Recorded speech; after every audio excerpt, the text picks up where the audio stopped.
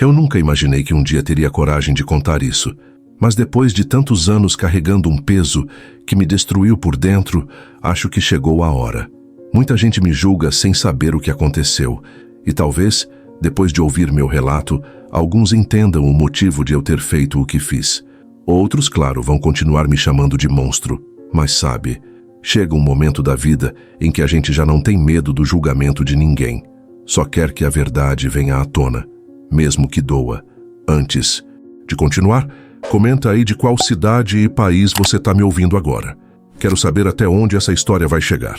Eu cresci numa cidade pequena do interior de Minas, chamada São Gonçalo do Rio Claro. Um lugar onde todo mundo conhece todo mundo, onde a igreja toca o sino e parece que o tempo para. Lá, ser de igreja é sinônimo de respeito. Todo mundo confia no padre, nas missas, nas festas religiosas, no que é dito no altar. E foi exatamente por isso que, quando tudo começou, ninguém acreditou em mim. Eu tinha 13 anos quando conheci o padre Arlindo. Ele tinha aquele jeito manso, voz calma, sorriso fácil. Parecia um homem bom. Era querido por todos. Visitava as casas, benzia as crianças, ajudava quem não tinha o que comer. Mas o tempo me ensinou que nem todo o mal vem com chifres. Às vezes ele vem vestido de batina. Eu lembro da primeira vez que ele falou comigo. Foi depois de uma missa de domingo. Eu tinha ficado para ajudar a guardar os bancos e ele veio elogiar minha dedicação. Disse que eu era um menino de alma pura, que Deus tinha planos para mim. Naquela época, ouvir aquilo de um padre era como ouvir a própria voz do céu. Minha mãe ficou toda orgulhosa. Disse que eu devia ajudar mais, ficar perto de gente de fé. Durante meses, eu acreditei que aquele homem via algo bom em mim. Ele me convidava para ajudar em pequenas tarefas, organizar as velas, separar os livros, pintar os muros do salão paroquial. Aos poucos, eu comecei a passar mais tempo na igreja do que em casa. E foi aí que as coisas começaram a mudar. Não foi um evento isolado, nem uma cena de filme. Foi algo lento, calculado. Palavras aqui, gestos ali. Aos poucos, o elogio virou toque no ombro. O toque virou aproximação. E a inocência virou confusão. Eu não sabia o que estava acontecendo. Eu só sentia vergonha e culpa, muita culpa. Tentei contar para minha mãe. Ela não acreditou. Disse que eu devia estar imaginando coisa, que o padre era um homem de Deus e que era pecado falar mal dele. Foi ali que aprendi o silêncio. Os anos passaram, mas aquele silêncio virou um veneno. Eu cresci calado, com o coração cheio de raiva, vergonha e uma sensação constante de que algo em mim tinha morrido. Mudei de cidade aos 18, fui para Belo Horizonte tentar recomeçar, estudar, me afastar daquele lugar. Mas tem coisas que não ficam para trás, mesmo quando a gente atravessa meio mundo. Eu tentava seguir a vida, fiz faculdade de História, comecei a trabalhar, conheci gente nova, mas toda vez que eu via uma igreja, aquele sino tocando, parecia que o passado ria de mim. Era como se o som me chamasse de volta para o inferno. Até que um dia, por acaso, vi uma notícia no jornal. Paróquia de São Gonçalo recebe novo grupo de coroinhas.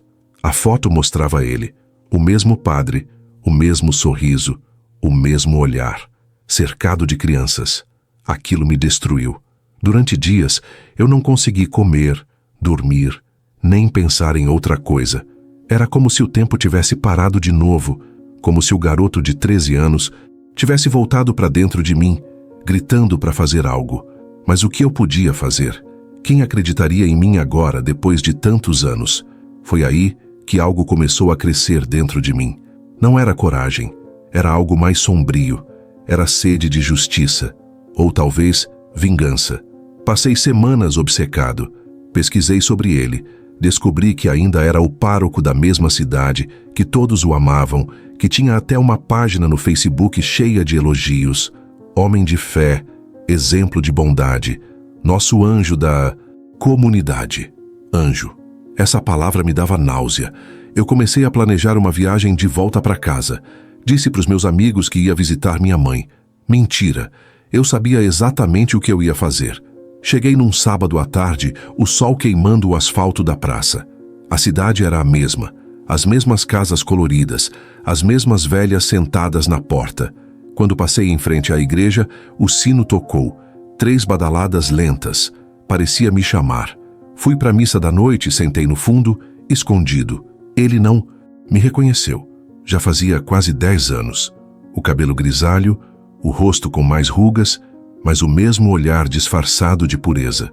E quando ele olhou para as crianças que ajudavam no altar, eu vi aquele mesmo gesto, aquele mesmo jeito de tocar o ombro que eu nunca esqueci. Foi ali que eu tive certeza. Nada tinha mudado. Saí da igreja antes da bênção final. Caminhei até a pracinha e fiquei ali, olhando para o portão do templo iluminado. Um grupo de jovens passou rindo, e um deles falou alto: "Padre Arlindo é. Gente boa demais, ajudou meu irmão a conseguir emprego." Eu só conseguia pensar, quantas vidas mais ele destruiu. Naquela noite, não dormi. Fiquei na casa da minha mãe, deitado, encarando o teto. Eu ouvia o barulho dos grilos lá fora, o relógio batendo na parede, e dentro da minha cabeça a mesma pergunta se repetia: e se ninguém nunca fizer nada? No domingo de manhã eu estava lá de novo, mas dessa vez não era para rezar. Entrei na igreja quando ainda estava vazia. A luz atravessava os vitrais coloridos e caía sobre o altar. O cheiro de incenso ainda estava no ar. Sentei no primeiro banco, fechei os olhos e respirei fundo. Eu sabia que, de alguma forma, aquela seria a última vez que eu pisaria ali. Quando ouvi os passos dele atrás de mim, meu corpo inteiro travou. "Filho, está tudo bem?" Ele perguntou com aquela voz que eu nunca esqueci. Eu me virei devagar. Ele me olhou por um instante e percebi o momento exato em que me reconheceu. O sorriso morreu nos lábios. "Rafael?" ele disse, hesitante. Eu balancei a cabeça. Achei que o senhor lembraria de mim. O silêncio que se seguiu foi sufocante. Ele tentou se justificar, dizer que tudo aquilo era passado, que Deus já tinha perdoado. Mas eu não estava ali para ouvir desculpas. Eu só queria que ele sentisse por um segundo o peso da culpa que eu carreguei por anos. Não preciso entrar em detalhes do que aconteceu depois. O que importa é que naquele dia, o altar que me viu chorar também testemunhou o fim de um ciclo. Quando saí da igreja, o sino tocava de novo. Mas dessa vez o som não me chamava. Parecia me libertar. Desde então, eu vivo no silêncio. Não fugi, não me escondi. Apenas me retirei do mundo. Tenho um pequeno sítio afastado, onde planto, escrevo e tento fazer as pazes com o que restou de mim. Às vezes penso se fiz o certo. Se o que chamei de justiça não foi só outra forma de me perder. Mas quando lembro das crianças daquela foto, do olhar inocente que um dia foi o meu, eu sei que, de algum jeito, foi a única escolha possível. Hoje, se você me perguntar quem eu sou, eu não saberia responder. Mas sei o que eu não sou mais: uma vítima calada. E talvez só isso já seja redenção o bastante. Saí daquela cidade no mesmo dia, mas o que eu achava que seria o fim acabou virando o começo de outra prisão. Uma que ninguém vê. O corpo estava livre, mas a cabeça continuava presa. É estranho como o silêncio pode ser tão barulhento. As lembranças vinham como flashes, o rosto dele, o cheiro, do incenso, a sensação de estar de novo naquele altar. Às vezes eu acordava suando, achando que ainda estava lá, que nada tinha mudado. Nos primeiros meses, tentei tocar a vida. Mudei de estado, arrumei um trabalho simples numa fazenda em Goiás, onde ninguém fazia perguntas demais. O dono só queria alguém que soubesse lidar com a terra, e eu sabia. Eu sempre gostei de trabalhar com as mãos. A terra não mente, não engana. Se você planta, ela devolve. Se cuida, ela floresce. Diferente das pessoas. Eu vivia sozinho, quase não falava com ninguém. Às vezes, no rádio passava alguma notícia sobre casos parecidos com o meu, padres, pastores, professores, e eu sentia o estômago virar. A indignação vinha de novo, e com ela, uma espécie de paz estranha, como se o que eu tivesse feito fosse parte de algo maior, uma justiça silenciosa que o mundo insiste em ignorar. Mas a verdade é que a vingança não traz alívio. Ela só muda a dor de lugar. Eu achei que ia me sentir livre, que tudo ia fazer sentido, mas quanto mais o tempo passava, mais eu me via preso ao passado. Um dia, uma mulher apareceu na fazenda. Era jornalista. Disse que estava fazendo uma matéria sobre abusos silenciados nas igrejas. Eu quase mandei ela embora, mas quando ela disse o nome da cidade, São Gonçalo do Rio Claro, minhas mãos começaram a tremer. Ela sabia. Falou que o caso do padre tinha sido abafado, que o corpo foi encontrado na sacristia, mas que ninguém foi acusado. A cidade acreditava que foi um acidente trágico. Ela olhou nos meus olhos e perguntou: "Você sabe o que realmente aconteceu, não é?" Eu não respondi. Só encostei a enxada no chão e fui embora. Ela voltou algumas vezes.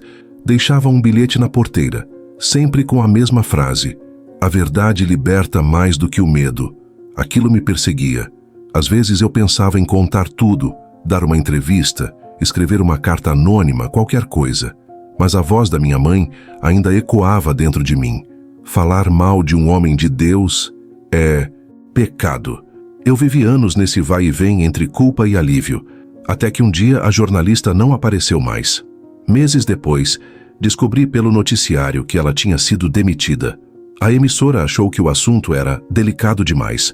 Foi quando percebi que, nesse país, certas verdades não encontram espaço para respirar. Foi aí que comecei a escrever. Não para ninguém ler, só para tirar aquilo de dentro. Enchi cadernos inteiros contando tudo, não só o que aconteceu comigo, mas com outros que eu encontrei depois em fóruns em grupos anônimos, pessoas que viveram o mesmo inferno e ficaram caladas. Cada linha era como abrir uma ferida e deixá-la secar ao sol. O tempo foi passando. Eu envelheci. As mãos calejaram, o rosto se encheu de marcas, mas o olhar ainda era o mesmo do menino que acreditava em milagres. Às vezes, quando o sol se punha atrás do morro, eu olhava para o céu e me perguntava se Deus me condenou ou me entendeu. Uma vez, um vizinho me convidou para ir numa missa. Eu quase ri. Disse que não pisava numa igreja há mais de 20 anos. Ele perguntou: "Mas você não acredita mais em Deus?" Eu respondi: "Acredito. Só não acredito mais em quem fala em nome dele." E foi aí que percebi. Minha luta nunca foi contra um homem, mas contra um sistema inteiro de silêncio e disfarce. Gente que esconde o mal atrás do sagrado, que transforma a fé em escudo para a impunidade. Hoje eu vivo simples. Tenho galinhas, algumas vacas, uma horta. O tempo parece mais lento aqui, mas às vezes quando o vento sopra forte e o sino da capelinha lá no alto toca sozinho, eu lembro de tudo, e por um instante sinto que aquele menino de 13 anos sorri dentro de mim, não de vingança, mas de paz. Eu não peço perdão, nem ofereço, eu só conto, porque tem coisas que precisam ser ditas para que outras pessoas não vivam caladas como eu vivi. Se você está ouvindo isso e já passou por algo que te arrancou a fé, saiba que sua dor não é um pecado. O silêncio é. E se eu pudesse voltar, no tempo talvez não fizesse o mesmo. Mas também não deixaria tudo acontecer calado. Eu teria gritado. Teria feito o mundo ouvir, mesmo que ninguém acreditasse. Porque às vezes a vingança não é um ato. É uma confissão tardia. É olhar para dentro e dizer: chega. Eu carrego minha história como uma cicatriz, não para me lembrar da dor, mas para nunca esquecer que sobrevivi. E se você chegou até aqui, obrigado por me ouvir. Talvez contar isso seja o começo da minha própria redenção. Foram muitos anos até eu entender que a vingança que fiz não era só contra ele, era contra tudo o que aquela figura representava. Contra o medo, o silêncio, a submissão. Quando a gente cresce num lugar onde a palavra autoridade vem antes da palavra justiça, a alma da gente apodrece devagar e a raiva vira a única coisa viva que sobra. Com o tempo, comecei a receber visitas inesperadas. Um dia, um rapaz apareceu na porteira dizendo que era de uma ONG. Disse que andava ouvindo histórias de gente que viveu o mesmo tipo de abuso e que alguém havia lhe contado sobre um homem no interior que sabia demais, mas não falava com ninguém. Fiquei calado. Ele insistiu: a gente precisa de alguém que entenda o que é perder a fé e ainda assim continuar de pé. Naquela noite fiquei pensando nisso. Eu nunca quis ser exemplo de nada, mas percebi que, sem querer, virei o retrato do que acontece quando a verdade é abafada tempo demais. Aos poucos comecei a conversar com esse rapaz. Ele vinha de 15 em 15. Dias trazia comida, às vezes deixava livros. A gente falava pouco, mas quando falava parecia que tirava um peso do ar. Foi com ele que percebi algo importante. O passado não se apaga, mas também não precisa ser o dono do presente. Um dia ele me levou para dar uma palestra num abrigo de jovens. Disse que era só para falar da importância de ouvir a própria voz. Eu tremi. Estar diante de pessoas de novo, contando qualquer coisa da minha vida, parecia impossível, mas aceitei. Quando cheguei lá, vi rostos atentos, meninos e meninas que me lembravam do que eu fui. E quando comecei a falar, algo aconteceu. Eu senti o nó na garganta se desfazer. Não contei detalhes, não falei de nomes, só disse que a pior prisão é o silêncio. Depois daquilo, nunca mais fui o mesmo. Comecei a escrever textos curtos, reflexões, pequenas crônicas sobre culpa, fé e liberdade. Um jornalista acabou encontrando esses textos na internet e veio atrás de mim. Ele queria publicar a história, mas dessa vez de um jeito diferente. Não como crime, mas como testemunho de quem sobreviveu à própria sombra. Eu aceitei com uma condição. Meu nome não seria revelado. Ele concordou. A matéria saiu meses depois com o título O Homem que Enfrentou o Altar do Próprio Medo. A repercussão foi enorme. Gente do país inteiro escreveu para ele dizendo que se identificava, que finalmente sentia que alguém tinha colocado em palavras o que eles nunca conseguiram dizer. Eu li cada mensagem com o coração apertado. Era como se todos aqueles ecos de dor formassem um coral silencioso que finalmente ganhava voz. Um dia recebi uma carta. Era de uma mulher de São Gonçalo. Ela dizia que trabalhava na paróquia e que, depois da morte do padre, a igreja passou por uma reforma profunda. Hoje temos um novo pároco e o altar foi reconstruído. Parece que finalmente o lugar voltou a ter luz. Ela assinava no fim: Obrigado, Rafael. Mesmo que o mundo nunca saiba, a cidade mudou por sua causa. Eu chorei. Pela primeira vez em muito tempo. Chorei sem raiva, sem culpa. Só chorei. Hoje vivo tranquilo. Tenho um cachorro chamado Bento, que me segue por todo canto. Planto hortaliças, escrevo ainda mais e recebo de vez em quando visitas de jovens que vêm conversar. Eles me chamam de Seu Rafa. E toda vez que um deles fala que quer entender o sentido da vida, eu sorrio e digo: começa entendendo o silêncio que te machuca. É nele que a verdade mora. Ainda há dias em que o passado volta. Às vezes sonho com o sino. Às vezes com o rosto dele. Às vezes comigo mesmo, pequeno, ajoelhado diante de um altar que nunca deveria ter sido de medo. Mas quando acordo, o som que ouço é o dos passarinhos, e não de badaladas. E isso me basta. Se tem algo que aprendi em tudo isso, é que a justiça humana é imperfeita, mas a do tempo nunca falha. Pode demorar, pode vir de um jeito torto, mas vem. E quando vem, não é para punir, é para curar. Se você está me ouvindo agora e sente que carrega um fardo parecido, eu te peço, não se cale. Não deixe o silêncio te matar por dentro como quase matou a mim. Procure ajuda, fale, escreva, grite se for preciso. A fé verdadeira não se constrói com medo, mas com coragem. Eu não sei se algum dia o mundo vai entender minha história. Talvez me chamem de louco, de criminoso, de herege, mas se um só inocente dormir em paz porque alguém resolveu ouvir, então já valeu a pena. E agora, depois de tantos anos, posso dizer que encontrei paz. Não no perdão nem na vingança, mas na aceitação. Às vezes eu me pego olhando para o espelho e tentando reconhecer o homem que eu me tornei. As rugas chegaram, o cabelo perdeu a cor, mas o olhar carrega algo que nem o tempo conseguiu apagar. Uma mistura de cansaço e alívio. É como se cada linha no meu rosto fosse uma lembrança daquilo que precisei enfrentar para continuar vivo. Depois que a história saiu de forma anônima, começaram a me procurar mais pessoas. Gente simples, de todas as partes do país. Homens, mulheres, até idosos. Cada um com uma história diferente, mas todas com a mesma raiz: o silêncio. Eu comecei a responder as mensagens, devagar, com cuidado. Às vezes bastava um "eu te entendo" para que a pessoa chorasse do outro lado. Eu percebi que, quando alguém carrega dor por muitos anos, o simples ato de ser ouvido é um milagre. Com o tempo, o rapaz da ONG, o Tiago, me convenceu a participar de uma gravação. Era para um documentário sobre fé e trauma. Ele disse que não precisava mostrar meu rosto, que minha voz seria suficiente. No começo eu recusei, mas depois de pensar bastante, aceitei. A gravação foi feita no meu próprio sítio, com as câmeras apontadas para uma janela, enquanto eu falava de costas. Quando o vídeo foi lançado, algo mudou. Muita gente reconheceu as entrelinhas, mesmo sem nomes, mesmo sem cidade. Era como se o Brasil inteiro tivesse visto um espelho que evitava encarar há séculos. O vídeo rodou nas redes sociais, chegou em lugares que eu nunca imaginei. E pela primeira vez, eu senti que algo dentro de mim tinha se transformado.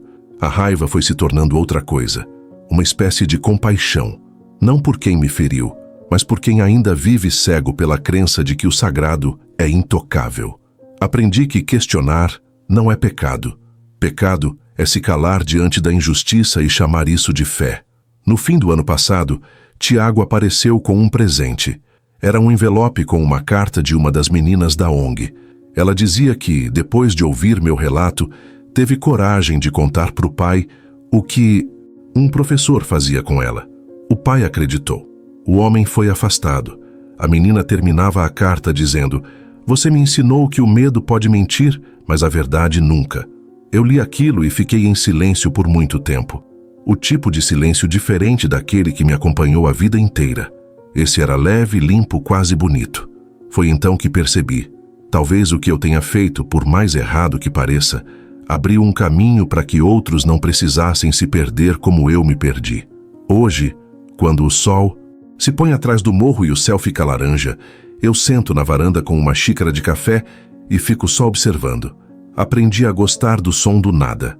A natureza, de algum jeito, me ensinou o que a religião nunca conseguiu, que Deus não precisa de intermediários. Ele está nas coisas simples, no vento, no chão, na água, e principalmente dentro da gente. Às vezes, quando algum visitante me pergunta se eu acredito em perdão, eu respondo com calma. O perdão é como uma planta. Se você tenta forçar, ela morre. Mas se você cuida, ela nasce sozinha um dia. Acho que comigo foi assim. Ainda guardo o primeiro caderno onde escrevi tudo. As páginas estão amareladas, algumas borradas pelas lágrimas que caíram ali, mas nunca rasguei, nunca queimei. Aquelas páginas são a lembrança de que sobrevivi. E toda vez que alguém me pergunta se eu me arrependo, eu digo que não sei.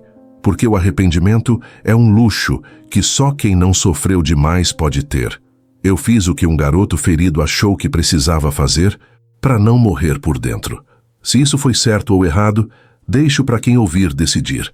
Mas uma coisa eu sei: ninguém deveria carregar a dor de ser desacreditado por quem dizia amar. Ninguém deveria ter medo de dizer a verdade.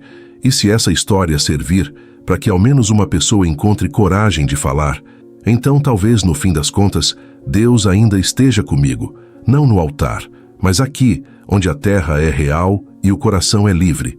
Às vezes, à noite, quando o vento sopra forte e as janelas batem, eu ainda acordo com o coração acelerado.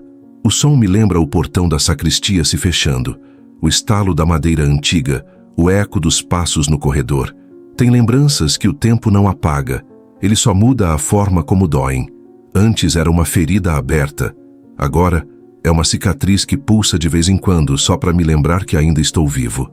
Nesses momentos, eu me levanto, acendo o lampião e caminho até o quintal. O céu daqui é um tapete de estrelas, e eu gosto de olhar para ele tentando imaginar quantas histórias se escondem atrás daquele silêncio. Já pensei muito se um dia eu deveria voltar para São Gonçalo, não para visitar, mas para olhar nos olhos da cidade. A verdade é que nunca tive coragem. Aquele lugar é um cemitério de memórias, e eu não sei se suportaria ver o que restou da minha infância. De vez em quando recebo cartas de gente de lá. Algumas são anônimas, outras vêm assinadas por nomes que eu lembro da escola, de rostos apagados pelo tempo. A maioria diz o mesmo, que a cidade mudou, que o medo diminuiu, que hoje os pais ouvem mais os filhos. Eu gosto de pensar que, de algum jeito, minha história serviu para isso. Certa vez, um padre novo me procurou.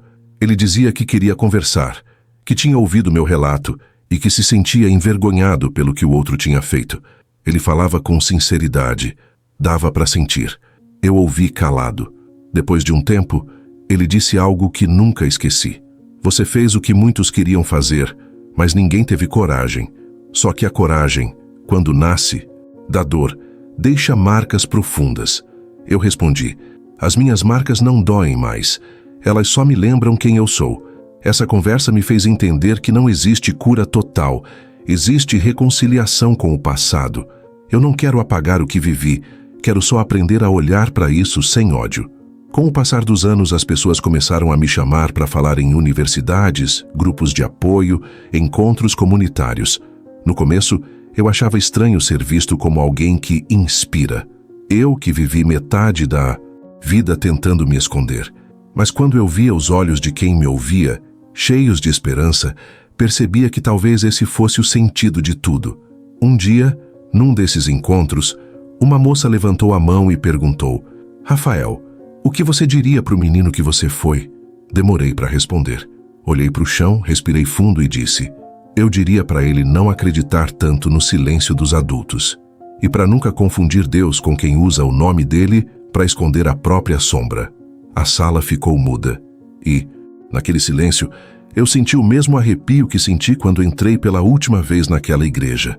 Mas dessa vez não era medo, era libertação. De uns tempos para cá, comecei a ajudar o Tiago na ONG. Não é nada formal, eu só fico ali para ouvir. Às vezes, um simples "eu sei o que você sente" vale mais do que qualquer conselho. É estranho pensar que, depois de tanto tempo fugindo do passado, agora é ele que dá sentido aos meus dias. A vida tem dessas ironias. A dor que te destrói pode ser a mesma, que te ensina a curar. Hoje eu escrevo cartas que nunca envio. Escrevo para minha mãe, para ele, para Deus. Às vezes só para mim mesmo. Escrevo porque, quando as palavras saem, o peso diminui. Minha mãe morreu sem saber de nada. E talvez tenha sido melhor assim. Ela partiu acreditando que o filho dela era bom e o padre também. E eu deixei essa crença viva nela porque percebi que nem toda verdade precisa ser dita para todos.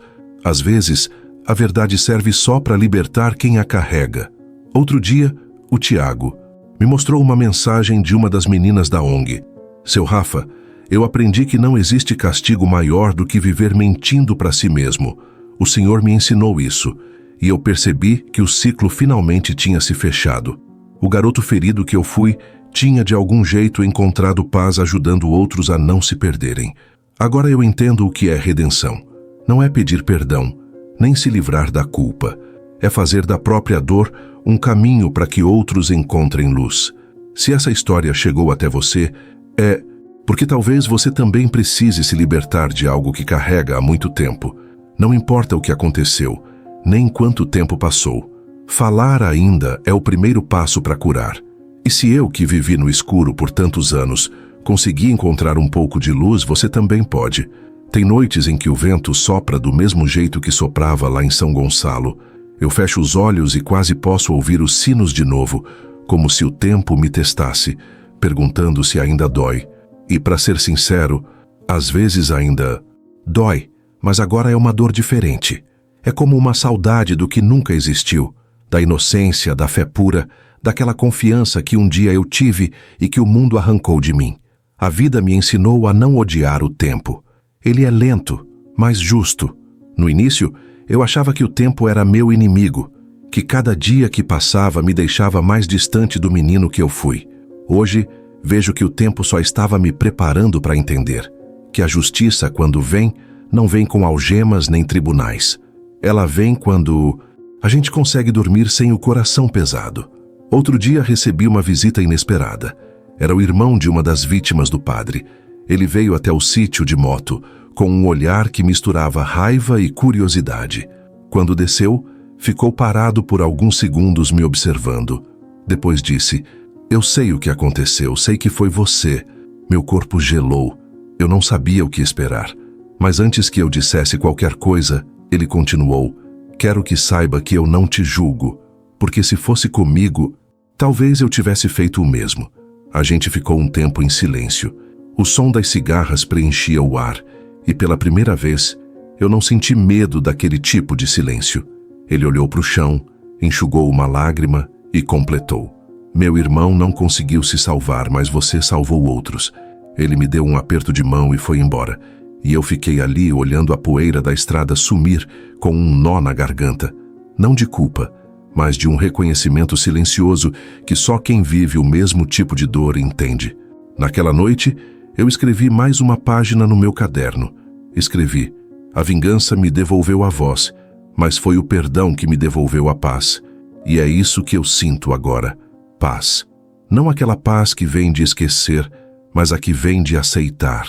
Depois disso, comecei a ajudar o Tiago a organizar um projeto novo, um espaço de acolhimento para pessoas que perderam a fé por causa da dor. Gente que não se encaixa mais nas igrejas, mas também não quer viver sem acreditar em nada. A gente chama o projeto de Casa do Silêncio, um lugar onde ninguém precisa se explicar para ser ouvido. Nas primeiras reuniões vinham poucas pessoas, mas aos poucos o grupo cresceu. Vieram jovens, mães, ex-religiosos, gente que simplesmente queria entender o que fazer com a própria fé, depois de ver o sagrado ser usado para ferir. Eu costumo dizer para eles: a fé não é o altar, é o fogo que você mantém aceso dentro de si. E toda vez que falo isso, vejo olhos marejados. De vez em quando, jornalistas ainda tentam me achar. Querem nomes, datas, confissões, mas eu não tenho mais nada para dar além da verdade que carrego no peito. Não preciso que o mundo acredite em mim. Eu já acredito. Outro dia, um jovem me perguntou se eu ainda rezo. Fiquei em silêncio por um tempo e depois respondi: rezo sim, mas não para pedir. Eu rezo para agradecer por ter sobrevivido a mim mesmo. É estranho pensar que o homem que eu sou hoje nasceu do mesmo menino que um dia quis desaparecer. Mas talvez a vida seja isso: morrer. Várias vezes até aprender a viver de verdade. Agora, quando eu caminho pelo meu terreno, sinto que cada árvore, cada canto de pássaro, cada semente que brota, carrega um pedaço da minha cura. A terra me aceitou quando o mundo não quis mais saber de mim. E é aqui que eu aprendi o que é liberdade. Liberdade não é estar longe de grades nem fugir de lembranças. É poder respirar fundo e saber que, mesmo com o passado nas costas, o coração ainda bate em paz. Se você chegou até aqui, eu quero te dizer uma coisa: não há escuridão eterna. A luz pode demorar, mas sempre encontra uma fresta. E quando ela entra, ela não pergunta se você é merecedor. Ela simplesmente ilumina. Foi assim comigo. E talvez, se essa história fizer alguém escolher a coragem em vez do medo, o amor em vez do silêncio, então tudo, absolutamente tudo, terá valido a pena.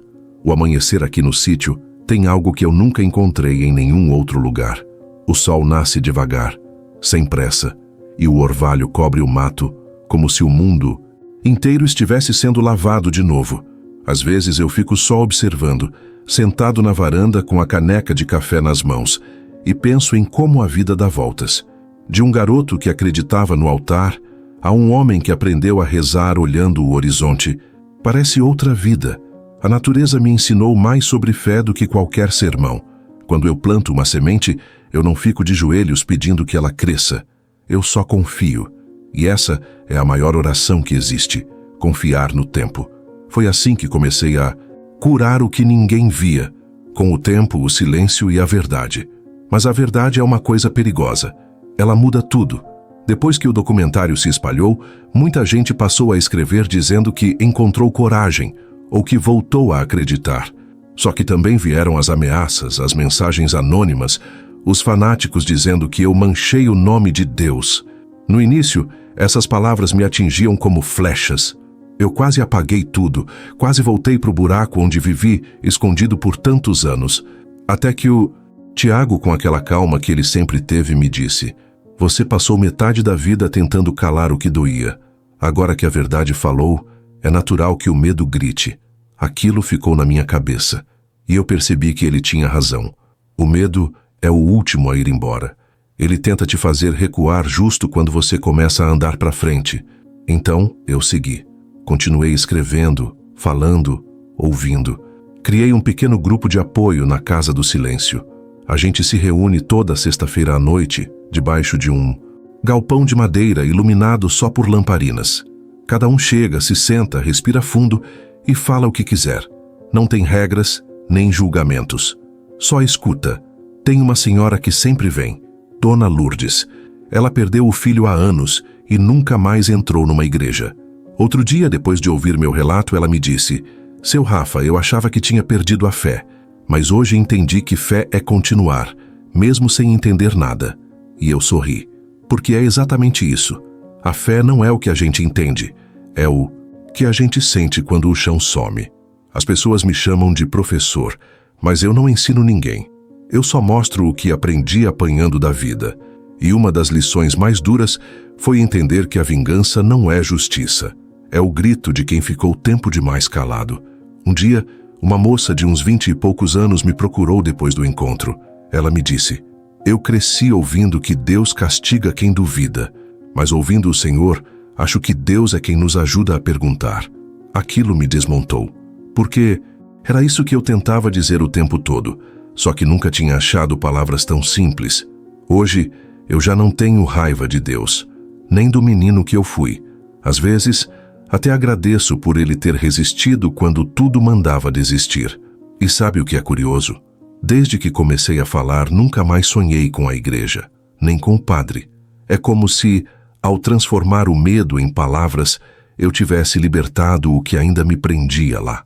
De vez em quando, recebo visitas de repórteres.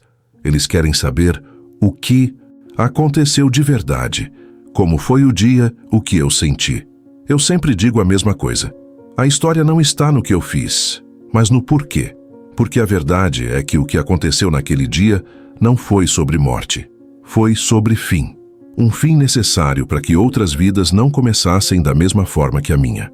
Tem uma frase que escrevi certa vez e deixo pendurada na parede do galpão. Nem todo silêncio é paz, e nem toda voz é culpa. Cada pessoa que lê entende de um jeito. E é isso que eu gosto. A história deixa de ser minha quando alguém a escuta. Ela vira espelho, aviso, consolo, o que cada um precisa ver. Às vezes, nas noites de chuva, eu fico pensando no que teria sido da minha vida se nada daquilo tivesse acontecido. Talvez eu tivesse seguido outro caminho, virado professor, casado, tido filhos. Talvez. Mas aí lembro que se fosse assim, eu não teria conhecido tanta gente forte, nem ajudado tantos corações a se abrirem. Então, no fim das contas, tudo faz sentido.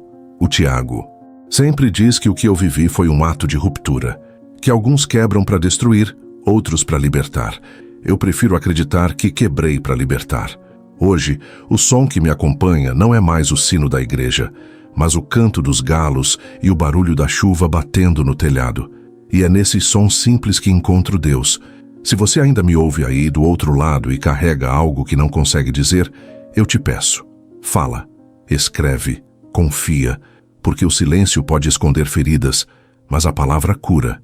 E se o meu caminho começou na dor, mas terminou na paz, o seu também pode.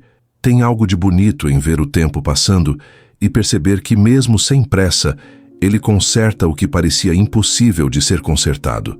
As feridas antigas já não doem como antes. Elas agora só marcam o caminho. E eu aprendi que a dor, quando não é negada, vira sabedoria. Hoje, cada visita à Casa do Silêncio me lembra porque ainda estou aqui. Já são mais de 30 pessoas no grupo. Gente de todo tipo, professores, mães, ex-fiéis, jovens que cresceram em lares religiosos de mais e amorosos de menos. Todos com o mesmo vazio no olhar que eu carreguei por anos. Mas, a cada encontro, esse vazio vai diminuindo. É como se a cada palavra dita ali, uma parte do peso fosse arrancada do peito de cada um. Outro dia, uma das mulheres do grupo, a Cida, leu uma carta que escreveu para o pai. Ela tremia enquanto lia, mas sua voz não falhou. No fim, disse chorando: "Eu passei 20 anos calada. Hoje é o primeiro dia em que eu existo de novo." Ninguém aplaudiu, ninguém interrompeu. A gente só ficou ali, sentindo o silêncio se transformar em algo bom. Foi então que percebi: o que cura não é falar para o mundo ouvir, é ser ouvido sem ser julgado. Eu nunca imaginei que um dia voltaria a frequentar um lugar com oração, mas as nossas reuniões, de certo modo, são orações. Não com palavras ensaiadas, nem com promessas. São orações sinceras, nascidas da dor e da vontade de viver. Às vezes, o Tiago me diz para escrever um livro. Ele acha que as pessoas precisam conhecer essa jornada de outro jeito, mas eu sempre hesito. Tenho medo de que transformem tudo isso em espetáculo, que percam o sentido profundo do que quero deixar. Não é sobre vingança, é sobre redenção. Mas talvez um dia eu escreva, não para mim, para quem ainda não encontrou coragem de quebrar o próprio silêncio. Nas manhãs de sábado, eu caminho até o riacho atrás do sítio. A água é fria, cristalina e reflete o céu como um espelho. Eu me sento na beira e observo o reflexo. Às vezes vejo o menino que eu fui com o rosto sujo de terra e o coração cheio de perguntas. Outras vezes vejo o homem que sou, cansado, mas sereno, e há momentos em que os dois parecem se fundir, como se finalmente tivéssemos feito as pazes. A última vez que fui a São Gonçalo foi há 2 anos. Eu não entrei na igreja, só fiquei do lado de fora. A praça estava diferente, reformada, colorida. Havia crianças brincando, gente rindo, e pela primeira vez, aquele lugar não me causou dor. Era como se a cidade tivesse sido purificada pelo tempo. Fiquei lá por um tempo, sentado no banco, observando. Em determinado momento, o sino tocou, e eu percebi algo estranho. O som já não me assustava. Pelo contrário, era bonito. Um som limpo, claro, quase alegre. Eu fechei os olhos e sorri. Naquele instante, senti que tudo o que eu precisava fazer já estava feito, que a raiva, o medo e a culpa finalmente tinham ido embora. E no lugar delas, ficou só o silêncio bom, aquele que não pesa, que não sufoca, o silêncio que abraça. Voltei para casa com o coração leve. Desde então, nunca mais sonhei com o passado. Hoje, quando o Tiago me pergunta o que eu aprendi depois de tudo, eu digo: aprendi que a fé não precisa de muros, que o perdão não vem quando a gente quer, e que o amor próprio é a oração mais poderosa que existe. Ele ri e diz que eu falo como filósofo, mas eu não sou. Eu só vivi demais. E é curioso, depois de tanto tempo, comecei a ver beleza nas pequenas coisas outra vez. O cheiro do café fresco, o som da chuva no telhado, o riso de uma criança que passa correndo pela estrada. Coisas simples que antes eu não percebia, porque o peso da raiva ocupava todo o espaço. Agora eu entendo que a vingança foi só um grito desesperado para eu ser ouvido. Mas a redenção veio no silêncio, no ato de escutar a mim mesmo e aos outros. A vida não me devolveu o que perdi, mas me deu algo novo, propósito. E talvez isso seja ainda mais valioso. Se você me ouve agora, saiba que não é o fim da dor que traz a paz, mas a aceitação dela. A dor é o caminho que nos ensina a enxergar. E por incrível que pareça, hoje eu agradeço até pelas sombras, porque sem elas, eu nunca teria aprendido a reconhecer a luz. Eu já perdi as contas de quantas vezes me sentei aqui nesse mesmo banco da varanda, olhando o pôr do sol sumir atrás do morro. Todo dia é diferente, mas o sentimento é o mesmo. Aquele silêncio profundo que me faz lembrar de tudo o que vivi, sem que isso doa mais. É como se o tempo tivesse finalmente feito as pazes comigo. Os vizinhos às vezes passam e me cumprimentam, chamam de seu Rafa e sempre perguntam quando vou voltar a dar uma das minhas palestras. Eu rio, digo que estou de férias da alma. A verdade é que eu não parei por cansaço, parei porque percebi que a mensagem já encontrou quem precisava ouvir. O resto é com o mundo. Há pouco tempo recebi uma carta de um rapaz chamado Luan. Ele escreveu de dentro de um abrigo no sul do país. Dizia que viu meu relato num vídeo antigo que circulava nas redes e que, depois de assistir, decidiu contar à diretora o que vinha acontecendo com ele. No fim da carta, ele escreveu: eu achei que Deus tinha me esquecido, mas quando ouvi sua voz, percebi que ele só estava esperando eu falar. Eu chorei de novo, não por tristeza, mas por gratidão. Eu pensei, se toda a dor que vivi serviu para salvar uma única alma, então o preço valeu. Depois dessa carta, comecei a pensar diferente sobre tudo. Entendi que às vezes o propósito de uma vida inteira pode caber em um gesto, e que o bem que a gente faz sem intenção costuma ecoar mais longe do que qualquer plano. O Tiago agora toca o projeto quase sozinho. A Casa do Silêncio cresceu, ganhou apoio de gente grande, de psicólogos, de padres dispostos a mudar a forma como a fé é ensinada. Sim, padres. Alguns vieram até mim, humildes, dizendo que entenderam o que a minha geração sofreu.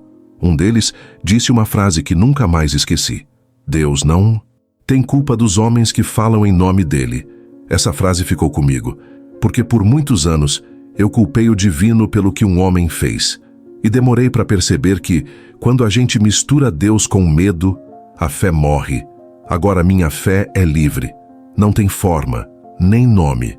Eu sinto Deus no cheiro da terra molhada, no canto dos pássaros, no abraço que vem sem pedir nada em troca.